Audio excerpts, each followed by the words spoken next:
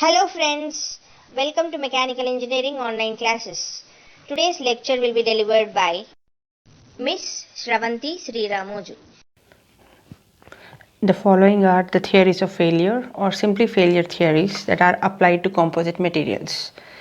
In order to analyze the composite material, we use maximum stress theory, maximum strain theory, deviatric strain energy also called as Tsai-Hill theory, and interactive tensor polynomial theory or Tsai-Wu theory. So let us learn what maximum stress theory is, which is the first and most important theories of failure. So here we are talking about maximum stress theory.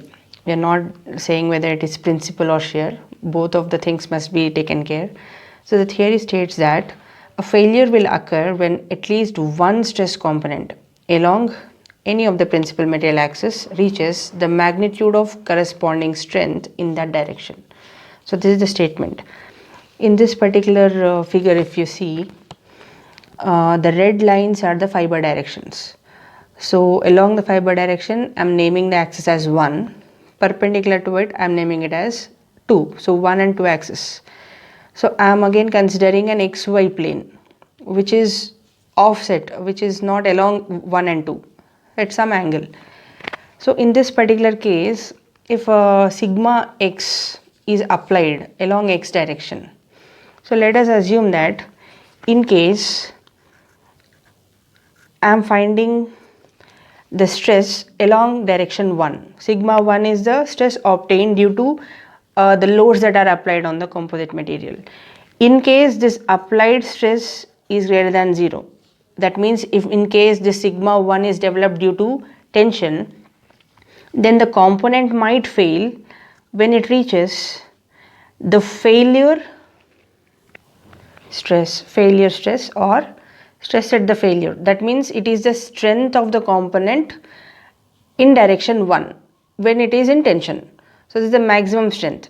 If our obtained sigma 1 means due to applied forces, if sigma 1 reached F1T, then the failure will occur from which is equal to F1T or even greater, the failure is occurring. In case the sigma 1 is less than 0, that is the case of compression. So this must be reaching minus 1 Fc, means this is a failure in compression or the strength, compressive strength. This is the case when I'm considering one axis, one direction, one axis. If at all we are to find sigma 2, that is stress that is developed in direction 2. So in case again when we are considering tension, if this reaches the failure stress or the strength of the component in tension along second direction, if this value is reached by sigma 2, then the failure will occur. In the other case, this will be equal to minus F2C. This is with respect to the principal stresses. So we can also consider the shear. So when the shear strength of the material is reached by the obtained or developed along the shear, then the failure may occur in this fashion also. So if we go back to the definition, the maximum stress theory states that failure will occur when at least one stress component might be sigma 1, sigma 2, sigma 6. Sigma 6 is along 6th direction, that is shear direction. So at least one stress component along one of the principal material axis reaches the magnitude of corresponding strength in that direction. These are the strengths in corresponding direction. For sigma 1 it is F1T or minus F1C. For sigma 2 it is F2T or minus F2C. Similarly for sigma 6 it is F6,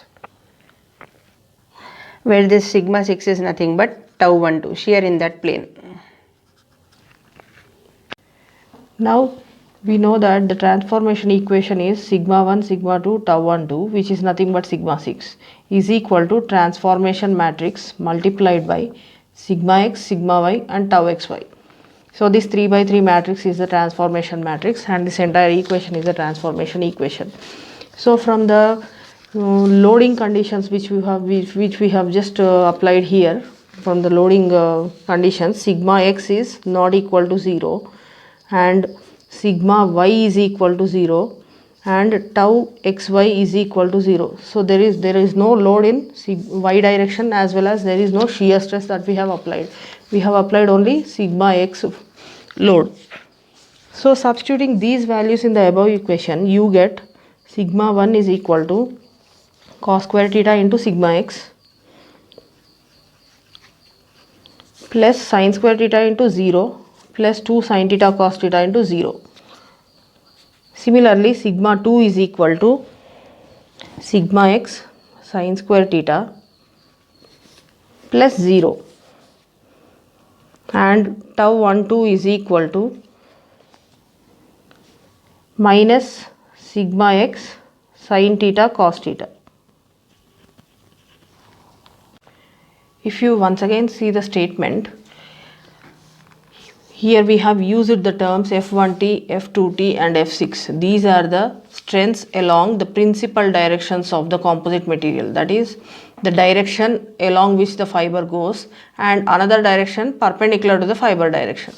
But if we want to find the failure strength of the composite in x direction and y direction, we have to find out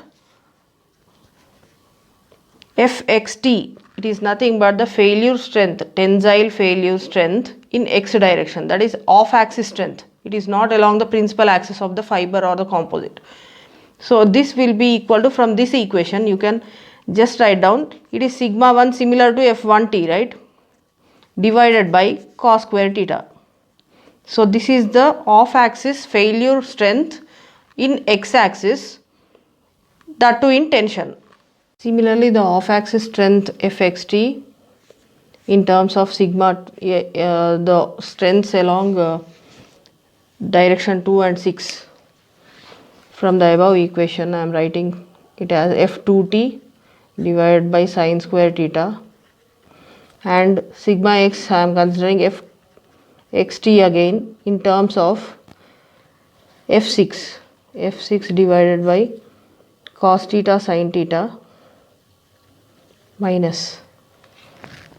If you look back, there is modulus of sigma 6, that means the sign of the shear stress is not considered, only the magnitude is considered. So I am neglecting this sign, I am writing it as plus. I am considering only magnitude, not the direction of the shear stress. This is the case when sigma x is positive, that means it is tensile in nature. But if the same force or the same stress is compressive in nature, that is sigma x less than 0,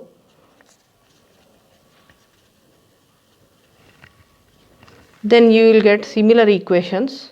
Sigma Fxc, off axis strength along x axis under compression, will be F1c divided by cos square theta. Fxc is equal to F2c divided by sin square theta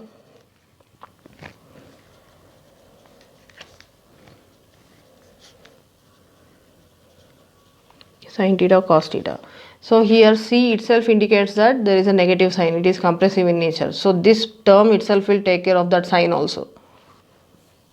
So this theory assesses that the failure in any second direction, is caused independently of the stresses acting in one direction. That means because of load in the direction 1 or 2 or any other direction, okay, it is failing in perpendicular direction also.